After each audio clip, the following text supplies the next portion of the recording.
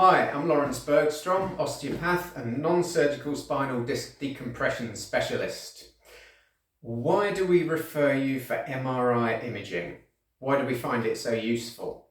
It's an extremely diagnostic tool. We predominantly refer you for spinal MRI. You can have MRI of any joint, so it could be your knee, your hip, your elbow, your wrist or hand.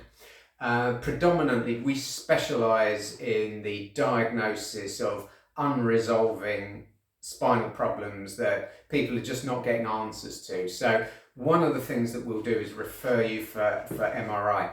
Now, why MRI, not X-ray? X-ray is useful up to a point. It does give us some useful information. It tells us about the height of the bones. It gives us a little bit of information in terms of the space between the vertebrae, the bones in your spine, and the disc spaces. It can tell us about infections. It can give us some idea about fracture. And indeed, thankfully, doesn't happen often, but if there's something more sinister, in the case of cancer or a tumour, again, an X-ray can be useful. However, the beauty of MRI is the detail it gives us across a broad range of different tissues. So we get to see the condition of bone, so your vertebrae, we get to see the health of your discs, and there are numerous things that can happen to your discs which will show up on MRI or possibly CT, but it won't show up on a plain X-ray. Also, we get to see the health of your spinal cord, which is extremely important, the peripheral nerves that come off the spinal cord. We get to see the spaces, what we call the central canal that your spinal cord runs through. We get to see the spaces that the peripheral nerves run from and through. These are called the lateral canals or intervertebral foramina. So there you are, there's a mouthful for you.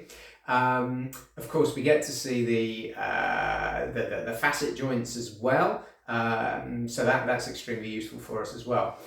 In addition to that, we also get to see muscle, we get to see tendon, we get to see ligament, we also get to see fluid and water content and fat content as well. Sometimes we'll see cysts that can show up on the MRI, and they can be a problem sometimes, particularly if they're growing off one of these facet joints or indeed they're interfering with a nerve.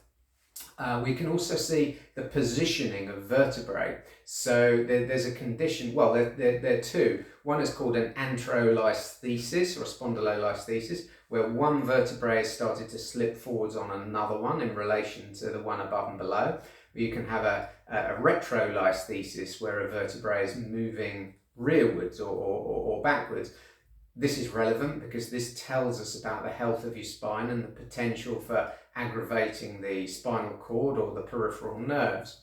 So there's a lot that we can usefully interpret from an MRI. Now, it's true up to a point when you read on the internet, and you'll probably have or may have had somebody say to you, oh yeah, but an MRI isn't a diagnosis. It is in part.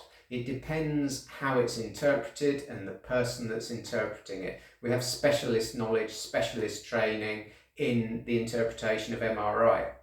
However, it's one of a number of diagnostic tools. We also take your full medical history. We examine you in detail as well. So we can draw together your history, the examination, the findings from your examination, and also the MRI results. So when people say, yeah, but it's an MRI, that's not your diagnosis, we don't solely pin everything on the MRI, because we need to know your individual circumstances, your levels of fitness, the demands on your body as well. So there is some truth that the MRI in itself isn't a diagnosis, but please don't be put off the fact that the MRI is a very important part of developing a diagnosis. So that's why we refer for MRI. Also, there are on occasion sinister problems, anything from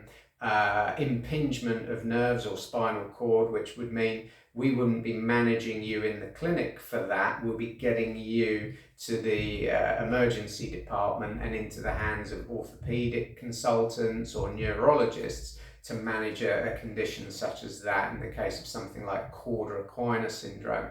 Or on the rare occasion we diagnose something sinister such as a cancer or a tumour, or indeed a cyst, which can be benign, but it can be in the wrong place and it can be causing you merry hell. I've seen a couple of patients where they've been in absolute agony. They've had a cyst in the wrong place, causing compression on a nerve. We're not going to fix that in the clinic here. Invariably, normally we'll refer you to orthopedics and they'll deal with that there, and invariably, you know, there's a happy outcome.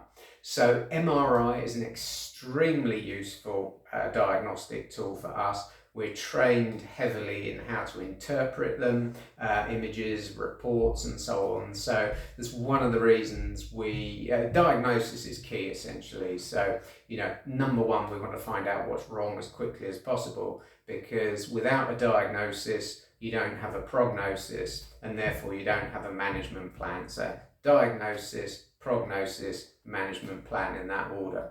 Okay, I hope this has been of use to you. Thanks for watching.